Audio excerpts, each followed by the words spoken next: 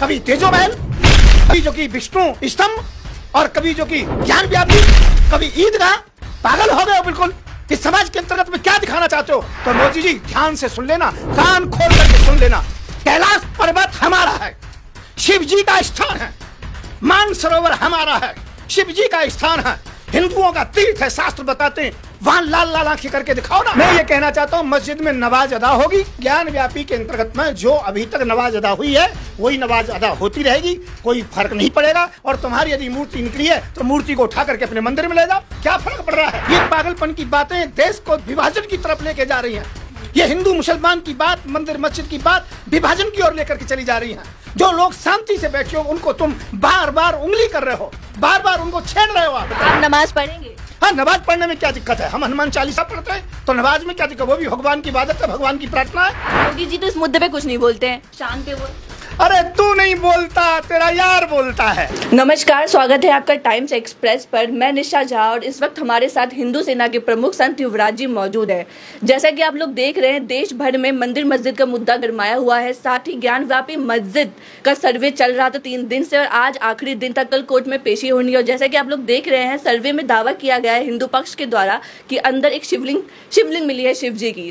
तो इसे आप कैसे देख रहे हैं संत जी? शिवलिंग मिल गई है अंदर, और ये भी कहा गया है जो भी वहाँ पे जहाँ पे नमाज पढ़ी जाती है वहाँ पे ओम श्री के फोटोज मिली है, वहाँ पे दीवारों पे मूर्तियाँ मिली है। ये सब कैसे देख रहे हैं? सबूत माने जा रहे हैं। नमस्कार दोस्तों, और मैं जो कि टाइम एक्सप्रेस के लिए धन्यवाद दूंगा, पर एक बात जरूर कहना चाहूँगा, ये केवल एक महज प्रोपेगेंडा है। ये एक षड्यंत्र है, एक समाज को दबाने का जो कि षड्यंत्र है। और मैं ये कहना चाहता हूँ, वहाँ कुछ ऐसा नहीं मिला है। ये केवल साक्ष्य बनाए गए हैं। प्रशासन उनका है, अधिकारी उनके हैं, जांच करने वाले उनके हैं, कैमरे वाले उनके हैं। यदि ऐसा था तो आप कम से कम वहाँ पर सीधा डायरेक्ट लाइव करते ना, तब मालूम पड़ता ना। अब पहले उसकी जांच करेंगे, वीडियो बनाएंगे, फिर उसके फोटो करेंगे, उसके बाद में कोर्ट में जाएगा, तब अनाउंस करेंगे कि ये मिला है। लेकिन आप हिंदू सेना के प्रमुख हैं, तो आप मंदिर के साथ है या मस्जिद के साथ है? मैं क्यों खिलाफ है? मैं ये कहना चाहता हूँ, जब मंदिर और मस्जिद दोनों एक साथ हैं तो हम दोनों के साथ हैं। वहाँ पर अजान भी होगी और वहाँ पर आरती भी होगी। मैंने अभी सिर्फ भगवान के दर्शन करने के लिए गया था, परिवार के साथ हमने दर्शन किए, और वहाँ पर जो कि अजान भी होती है, नमाज भी होती है, तो उसमें कोई दिक्कत नहीं है। ये हिंदू मुसलमान की एकता का प्रतीक चिन्ह है। ये तो इनका व्यर्थ में जो कि ये अपवाद कर रहे हैं कि ये मिला वो मिला, चिन्ह बनाए गए हैं। कोई भी चिन्ह वहाँ नहीं मिला है, कोई शिवलिंग नहीं मिला है। यदि ऐसी बात थी तो निष्पक्ष होकर के लाइव दिखाते, और जो जजों की जो टीम है विशेषज्ञों की, वो वहाँ पर जाती, तो जब जाकर के मालूम पड़ता कि वहाँ क्या निकला क्या नहीं निकला। अभी तक केवल ये सब साक्ष्य बनाए जा रहे हैं, ये सब षड्यंत्र किया जा रहा है, ये प्रोपेगेंडा किया जा रहा है। ये सब चीज़ें बता करके फिर कहेंगे यहाँ तो मंदिर था, फिर इसे जो कि मस्जिद को तोड़ दो, फिर यहाँ जो कि भव्य मंदिर बन जाए। ये सब नाटकबाजी है, महज कोई दिक्कत नहीं है। और वहाँ के लोगों को परेशानी नहीं, ये केवल राजनीतिक दिल्ली के लोगों को परेशानी है। जैसे लगातार अयोध्या बाबरी मस्जिद के पहले भी कहा जाता था, ये तो अभी झांकी है, काशी मथुरा बाकी है। इसको आप कैसे देख रहे हैं? मैं ये कहना चाहता हूँ, ये बेवकूफ़ी बना पागलपन की बातें हैं। ये पागलपन की बातें देश को विभाजन की तरफ लेके जा रही हैं। ये हिंदू मुसलमान की बात, मंदिर मस्जिद की बात विभाजन की ओर लेकर के चली जा रही हैं। जो लोग शांति से बैठे हो उनको तुम बार बार उंगली कर रहे हो, बार बार उनको छेड़ रहे हो। आप सोते हुए सांप के लिए, सोते हुए शेर के लिए कभी छेड़ना नहीं चाहिए। मैं ये कहना चाहता हूं, आज के विषय में महंगाई समाप्त कीजिए। आज के विषय में आप जो कि बेरोजगारी को दूर कीजिए। आज के विषय में डीजल पेट्रोल जो कि 35 रुपए का कीजिए, गैस सिलेंडर 250 रुपए का कीजिए। आप हिंदू मुसलमान में लगे हो, कहाँ सो रहे हो? ये कौन सा जमाना आ गया है? कभी तेजो महल, कभी जो कि विष्णु स्तंभ, और कभी जो कि ज्ञान व्यापी, कभी ईदगाह। पागल हो गए हो बिल्कुल। ये समाज के अंतर्गत में क्या दिखाना चाहते हो? मैं हिंदू सेना का प्रमुख हूं, फिर भी मैं ये कह रहा हूं बिल्कुल गलत हो रहा है। और ये षड्यंत्र ऊपर से नीचे तक है। आप जानते हो विश्व में हमारी क्या स्थिति होगी? पूरे जो कि जितने भी देश हैं वो हमारे विषय में हंसते हैं। वो कहते हैं केवल धर्म के नाम पर हम पागल बनाए जाते हैं। मैं ये कहना चाहता हूं, हम पागलपन की बातें को छोड़ दो। कोई नमाज अदा करे, क्या फर्क पड़ रहा है? कोई वहां आरती उतारे, क्या फर्क पड़ रहा है? और जो जैसा है गंगा जमुनी तहजीब को बने रहने दो। ये मोदी जी, आपको जिस काम के लिए दिया गया था वो काम नहीं कर रहे हो। आप देश को गुमराह कर रहे हो, मंदिर मस्जिद में फंसा रहे हो लोगों के लिए। स्ट्रीट बना रखी है, कभी फिल्म और कभी हनुमान चालीसा, कभी तेजो महल, कभी ईदगाह, और कभी जो कि ज्ञान व्यापी। अब उसमें शिवलिंग निकल आया, उसके दीवारों पर ये हो गया, खुदाई करेंगे वहां भी मूर्ति निकलेगी। क्या पागलपन की बातें करते हो? प्रधानमंत्री के आवास में नीचे मस्जिद है, मैं कह रहा हूं खुदाई कराने दीजिए मुझे, वहां पर निकल आएगा। मैं ये कहना चाहता हूं मोदी जी, कहीं इसे लंका मत बनाइए। लंका में प्रधानमंत्री के घर में आग लगा दी गई, भागने का मौका नहीं गया। साफ कह दीजिए, ज्ञान व्यापी में नमाज पढ़ी जाएगी या पूजा की जाएगी? मैं ये कहना चाहता हूँ मस्जिद में नमाज अदा होगी और मंदिर में पूजा की जाएगी। हम मंदिर में पूजा करेंगे और वहां पर नमाज अदा होगी, उसमें हम पूरा सहयोग करेंगे। ज्ञान व्यापी में क्या होगा? मैं ये कह रहा हूँ ज्ञान व्यापी के अंतर्गत में जो अभी तक नमाज अदा हुई है वही नमाज अदा होती रहेगी, कोई फर्क नहीं पड़ेगा। और तुम्हारी यदि मूर्ति निकली है तो मूर्ति को उठा करके अपने मंदिर में ले जाओ, क्या फर्क पड़ रहा है? पर मैं ये कहना चाहता हूँ ये सब बनाया गया प्रोपेगेंडा है, बाकी कुछ नहीं है। मुसलमानों को दबाया जा रहा है और ऐसे नहीं होना चाहिए। और मैं ये कहना चाहता हूँ कि देश के अंतर्गत में हिंदू मुसलमान एक रहना चाहिए और मंदिर मस्जिद से कोई फर्क नहीं पड़ेगा। या मंदिर बना भी दोगे तो क्या कटोरा दोगे भीख में हाथ में? अरे नौकरी दीजिए लोगों के लिए, व्यवसाय दीजिए, रोजगार दीजिए और देश के अंतर्गत में हिंदू मुसलमान की राजनीति को समाप्त कीजिए। अब योगी जी तो इस मुद्दे पे कुछ नहीं बोलते हैं, शांत है वो। अरे तू नहीं बोलता, तेरा यार बोलता है। मैं ये कहना चाहता हूं वो नहीं बोल रहे, पर मोदी जी और योगी जी बोल रहे। अभी मेरे पर ऊपर हमला कराया है फरीदाबाद में, ये किसने कराया? अब मैं तो नहीं कहूंगा कि मोदी जी ने कराया या योगी जी ने कराया, पर कहीं ना कहीं तो कराया गया है। किसी व्यक्ति की हिम्मत तो नहीं हो सकती है एक साधारण से व्यक्ति हमला करे, 10-20 लोग लेकर के जाए।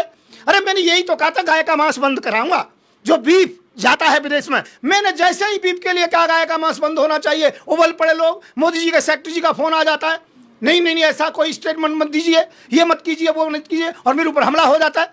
मेरी कथा को बंद कर। मैंने प्रधानमंत्री जी को ये एप्लीकेशन लिखा भी है, मेरे साथ में मोबिलाइजेशन करने की स्थिति पैदा हो गई थी। तो मैं ये कहना चाहूंगा हिंदू मुसलमान की बात छोड़ के केवल विकास के मुद्दों की बात करें। आपके ऊपर इसलिए केस फाइल हुआ है क्योंकि आप हिंदू विरोधी हैं, लगातार हिंदू के खिलाफ ही बोलते हैं, हमेशा मुसलमानों का पक्ष लेते हैं, इसलिए आपके ऊपर ये। मैं एक बात कहना चाहता हूँ, क्या इस देश में मुसलमानों को रहने का अधिकार नहीं है? हिंदू मुस्लिम सिख ईसाई सबका ये देश है। और क्या मैं यदि मुसलमानों के विषय में बोलता हूँ तो मैं हिंदू नहीं रहा?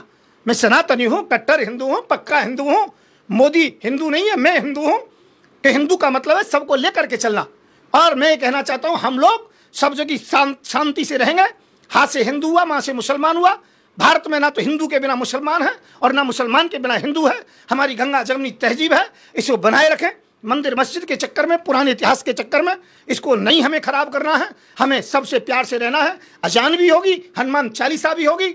और मैं ये कहता हूँ जहां तुम अजान के लिए मना करोगे, जहां आप जो कि नमाज अदा करने के लिए मना करोगे, पहले मैं नमाज अदा करूंगा वहां पर जाकर के, मुस्लिम भाइयों को सहयोग करूंगा, कोई दिक्कत नहीं है। बताइए, आप नमाज पढ़ेंगे? हाँ, नमाज पढ़ने में क्या दिक्कत है? हम हनुमान चालीसा पढ़ते हैं तो नमाज में क्या दिक्कत? वो भी भगवान की इबादत है, भगवान की प्रार्थना है। परेशानी क्या? जब शाहीन-बाग में मैं बैठा, हवन हुआ, मुस्लिम भाइयों ने हवन किया, कलाया बांधा, तिलक लगाया, तो उसमें मुझे क्या दिक्कत है टोपी पहनने में या जो कि उनकी जो कि नमाज अदा करने में? मैं कह रहा हूँ हमारे देश में धर्म के नाम पर जहर नहीं घोलने दूंगा, हिंदू मुसलमान को नहीं टूटने दूंगा, मैं देश को नहीं टूटने दूंगा। मैं हिंदू मुसलमान को एक करके रहूंगा।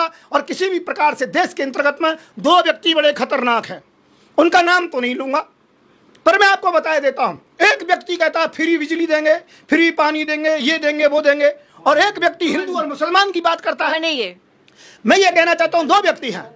अरे सीधी सी बात है, एक तो मोदी जी हैं, वो तो हिंदू मुसलमान की बात करते हैं, मंदिर मस्जिद की बात करते हैं, और एक है केजरीवाल साहब जो तप्पड़ खा खा करके आगे बढ़े हैं। मैं ये कहना चाहता हूँ वो फ्री की राजनीति, लंका में फ्री की राजनीति और जो कि धर्म की राजनीति हो रही थी, वहाँ का क्या हाल हुआ? क्या ये लंका बनाना चाहते भारत के लिए? एक समय वो आएगा मोदी जी और केजरीवाल जी, मैं भी चाहूँगा, बचा नहीं पाऊंगा आपको। आज तो मुसलमानों को रोक रखा है हम लोगों ने। एक बात का ध्यान रखना, यदि मुसलमान उफन गया तो लंका जैसी हालत हो जाएगी। मैं मुस्लिम भाइयों से कहूँगा किसी प्रकार से उत्तेजित नहीं होना है। हम बैठे हैं, वहाँ पर नमाज अदा होगी और वहाँ पर कोई मूर्ति नहीं निकली, कुछ भी नहीं निकला। यदि ऐसी बात है तो सीधा लाइव दिखाते। आप लाइव नहीं दिखा रहे हो, आज शूटिंग करेंगे, कल विवेचना करेंगे, फिर जो कि स्टेटमेंट देंगे। ये कौन सी पागलपन की बातें हैं? मैं कहना चाहता हूँ यदि कोई भी बात है तो डायरेक्ट लाइव दिखाइए और लाइव दिखा करके बताइए कि वहाँ क्या स्थिति है।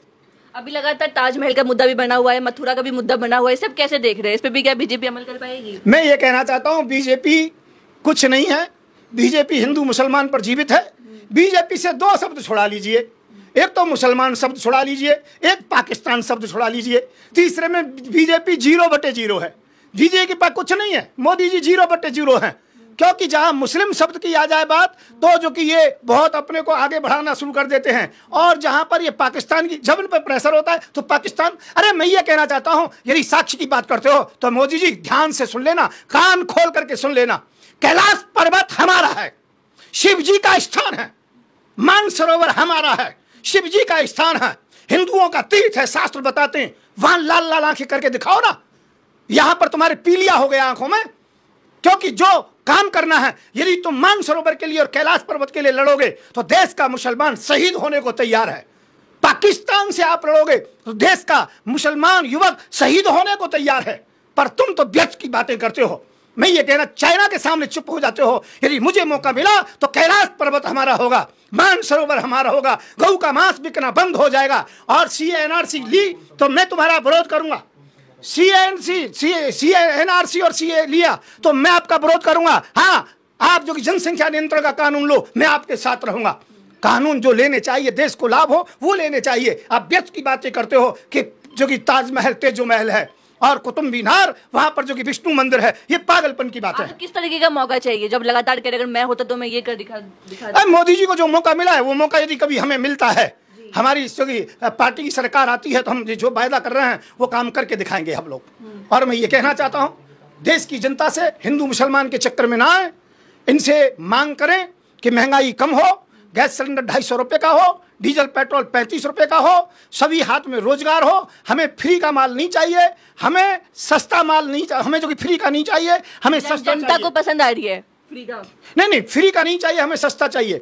और जहां पर 2000 रुपये का सहयोग करके मोदी जी 25,000 रुपये की नौकरी के लिए मुंह पर टेप बंद कर देते हैं।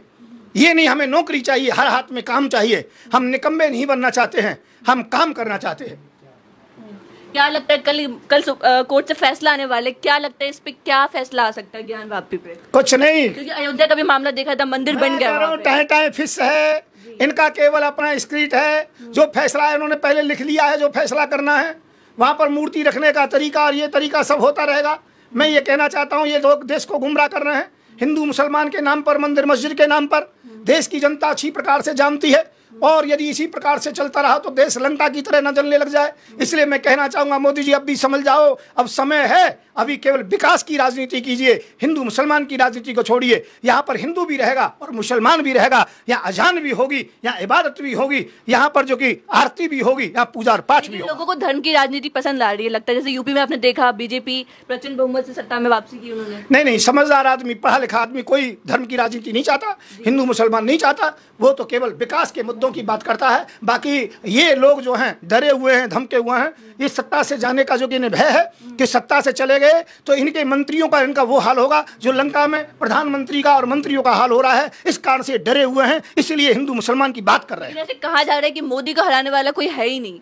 ऐसा कुछ नहीं है। मोदी जी एक बार बैलेट पेपर से चुनाव कर लें, पूरा कहीं भी किसी भी सीट पर चुनाव लड़ लें। ध्यान रख लें, यदि मैंने आपकी जमानत जब्त नहीं करा दी तो मैं गंगा में डुबकी लगा लूंगा, इसमें कोई शंका नहीं है। और मोदी जी ध्यान रखिएगा, मेरे ऊपर हमले जितने हो रहे हैं, कहीं ना कहीं कोई ना कोई तो गड़बड़ी है। और मैं ये फिर भी कहूंगा, चाहे मेरे साथ कुछ भी क्यों ना हो, परंतु मैं किसी भी प्रकार से कैसे भी देश को नहीं टूटने दूंगा।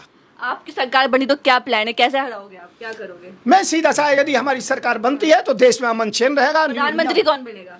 अब देखो, ये तो बात अलग रही, परंतु इसी बात पर तो मेरे ऊपर हमला हो रहा है। परंतु मेरा प्रधानमंत्री सीधा सा है, दलित बनेगा, अंबेडकर वंशज बनेगा, इसमें कोई शंका नहीं है। और हिंदू मुसलमान को लेकर के चलेंगे। और 2029 में पहले मुसलमान का था, अब दलित। नहीं, मैंने ये कहा था पहले दलित बनेगा जी। 2024 में दलित बनेगा। हाँ। और यदि मुसलमान भाइयों ने पूरा साथ दिया तो 2029 में मुसलमान भारत का प्रधानमंत्री होगा, अब्दुल कलाम जैसा व्यक्ति होगा।